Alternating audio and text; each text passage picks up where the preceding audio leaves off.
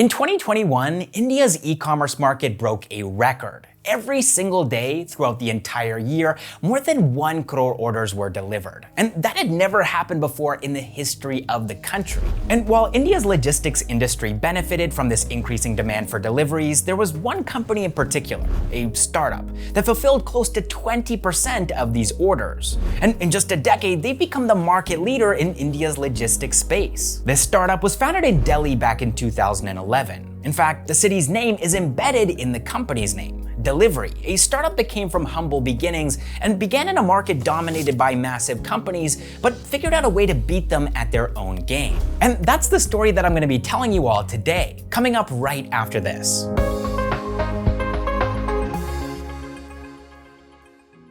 Sahil Barua was a student at IIM Bangalore, and in 2008, he wanted to become an entrepreneur. That was his dream. And his business idea was simple. He wanted to help startups scale by employing a Thrasio-style model where he would finance these startups' operations and help them to grow with his expertise. It was a great idea, and Sahil was thinking ahead of his time with this one too. He would go on to be awarded a gold medal as the best all-round performing student in his postgraduate program and was gearing up to launch his startup in the final months of this program. But then the economy took a turn, and raising funds from investors, especially on an untested business idea, became next to impossible. So Sahil put his idea on the back burner and got a job working at Bain and Company instead. Now, Bain and Company at that time was a hotbed for entrepreneurship. The most famous company founded by Bain alumni, of course, is Zomato, which Deepinder Goyal and Pankaj Chaddah worked on during their time at Bain. But you also had Karya, Fab Furnish, Momo, Online Prasad, Wishpicker, and Mockbank being founded by Bainies. And that's just what they call themselves. I promise I didn't make that up. But it's no surprise that it was here at Bain and Company that Sahil Barua would end up meeting two of the people that he would co-found Delhivery with. And remember here too that Sahil worked at Bain from 2008 to 2011. And Flipkart was founded in October of 2007. Snapdeal would follow their lead in 2010. And so Sahil, Mohit, and Suraj were seeing the birth of Indian e-commerce unfold right there in front of them while they were working at Bain. And they considered jumping into this space too. It was hot, and there was a lot of potential. But after thinking about it for a couple of months, these three Bainies realized that they might already be too late. They would be seen as a copycat of Flipkart, and that wasn't something that they wanted to be. They talked about this problem with their friends, Deepinder Goyal and Pankaj Chaddah, who, like I mentioned earlier, were building Zomato, then called Foodie Bay, while working at Bain between July of 2008 and November of 2009. See, before meeting Pankaj, Deepinder had built something on his own, a platform that was similar to Zomato called Foodlit, way back in March of 2006. And Foodlit was way ahead of its time. Using this platform, you could order food online and have it delivered to you.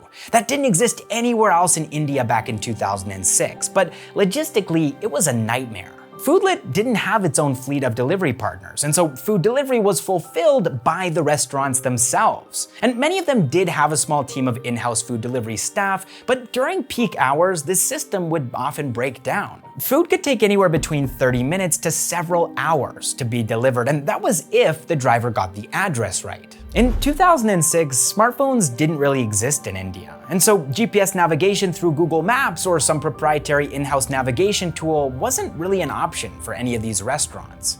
It was a big problem, and so in 2011, after their conversation with Deepinder Goyal and Pankaj Chaddah, Sahil, Mohit, and Suraj realized that they could be the ones to solve it. A hyperlocal Delhi-based delivery service geared towards restaurants. Now, all they needed to do was build it.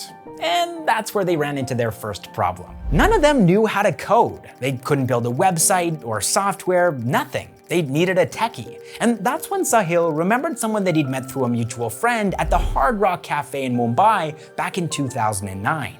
He'd taken this person's phone number, and so he called him up and asked him if he'd like to help them build this hyperlocal delivery service. This man's name was Bhavesh Manglani, by the way, and after hearing about this idea, this startup, he resigned from his job at Idea Cellular and joined Delhivery as its fourth co-founder. And that's the team that's still leading Delhivery to this day, all these years later. Of course, back then, they had no idea how successful their business would become. It was just the four of them back then. Nobody had ever heard of their company, they weren't generating any revenue, and they didn't have any delivery drivers either. One night though, Sahil and Suraj ordered a meal from a nearby restaurant. This restaurant had a team of delivery drivers, but when the food finally arrived, they discovered while in a conversation with the man who delivered the food that the restaurant was shutting down, and all of the delivery drivers were out of work. This was an opportunity that they couldn't afford to pass up, and so they immediately visited the restaurant and after speaking with the owner, decided to hire the entire delivery staff.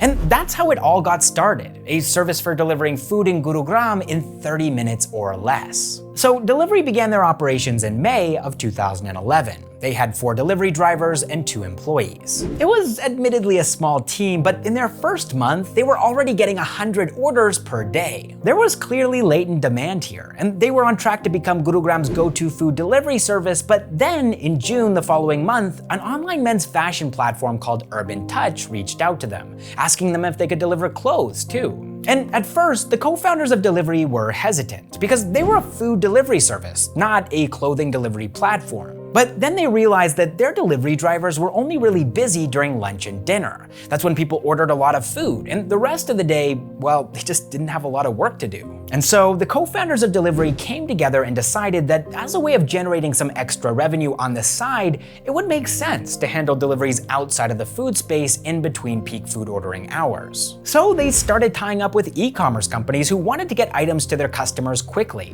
But one thing that they couldn't figure out was why people wanted to hire them for their deliveries, because there were a lot of other options out there. India's logistics space was mature and crowded. There were tons of smaller local players and also a number of bigger ones too that had been around for decades. Companies like D2DC, Gati, TPC, and Blue Dart. And so the founders of Delhivery wanted to figure out why customers were choosing them over the incumbents. And so they decided to run a little experiment. See, Sahil and Suraj lived opposite of each other. If, for example, Sahil wanted to share a book with Suraj, he could walk to Suraj's place in less than a minute. But instead of walking, they decided to send books via courier. They wanted to see how long it would take for traditional delivery service providers to transport a book from point A to point B, when point A and point B were right next to each other. And the results were shocking. Without exception, each and every delivery service that they tried took between 2 and 3 days to ship the book. But why was this happening?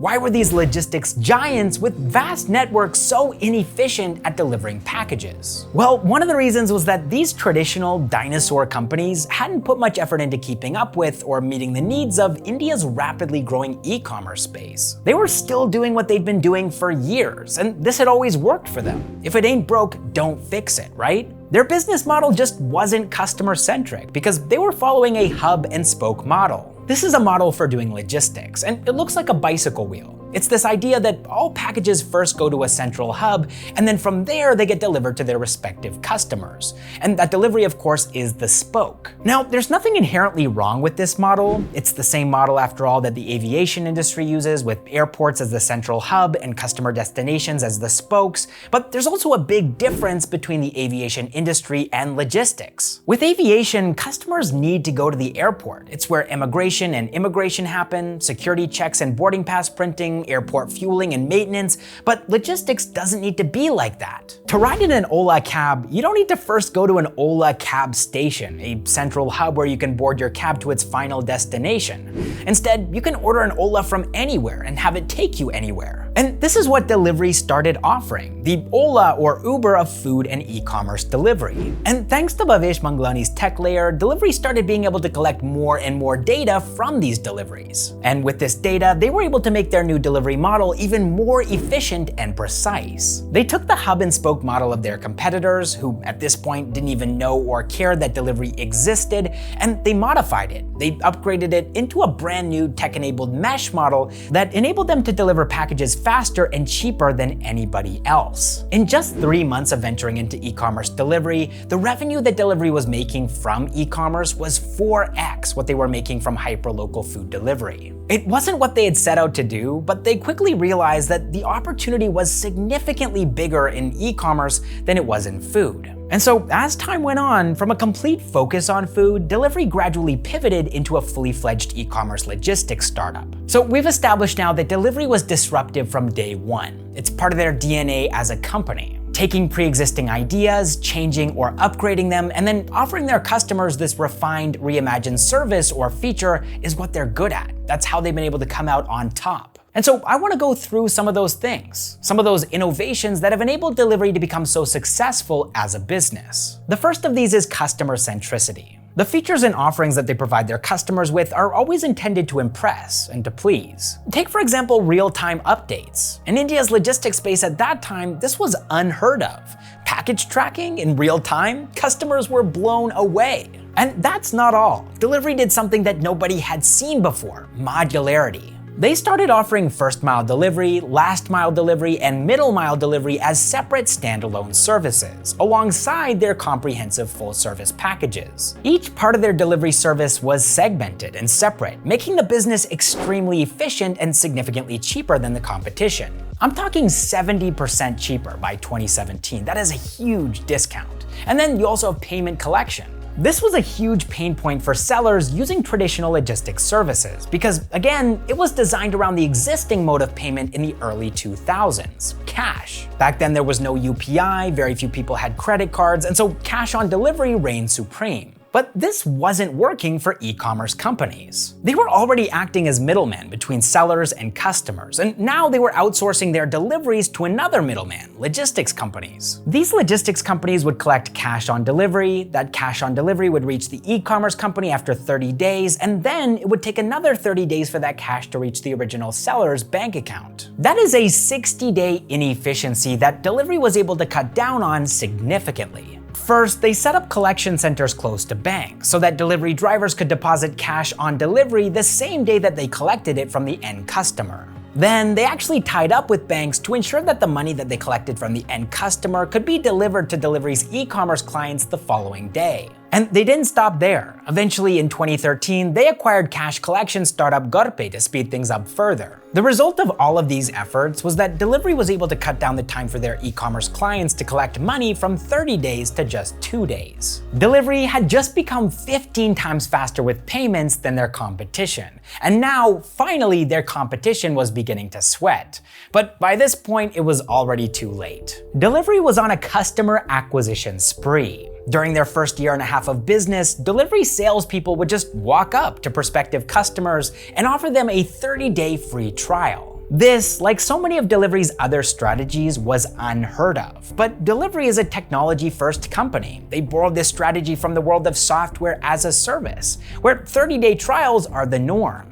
And of course, after 30 days, most of Delivery's customers would start paying them because their service was so much better than anything else they'd seen. In fact, one of their biggest clients at the time, India Times, was onboarded as a client using this very strategy. And ultimately, they were so impressed that they became one of Delivery's first investors in 2012. Looking back now in 2022 at Delivery's journey, at the growth and success that they've seen as a startup, it's easy to see why they succeeded. They put their customers first in an industry that had never done that before.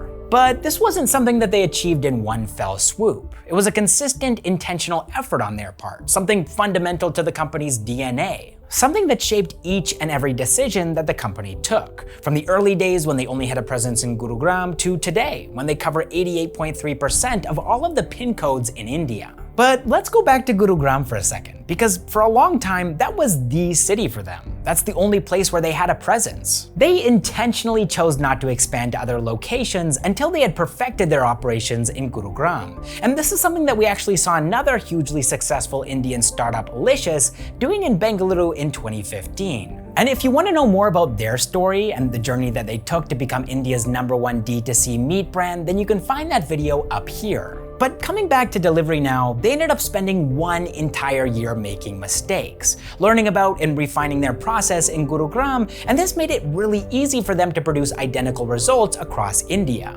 They knew their business so well. It wasn't chance, it wasn't luck, it was a replicable standardized formula for excellence. While competitors like Chotu.in, Dial a Service, and India on Time expanded too quickly and had to shut down within 2 to 3 years of starting operations. They just couldn't crack the scalability formula like Delivery did. And so if there's one thing that I want to leave you with here today, something for you to keep in mind if and when you start your own company, it's this. Customer centricity plus the ability to scale is a recipe for success. And if you don't do either one of these things, then you're probably gonna fail. If you can't keep your customers happy or you can't scale your startup, then another company will. They'll leave you in the dust. And Delhivery was that company for its competitors. They've overtaken their dinosaur competitors, they've outsprinted their startup competitors, and now they are #1 in India's logistics space.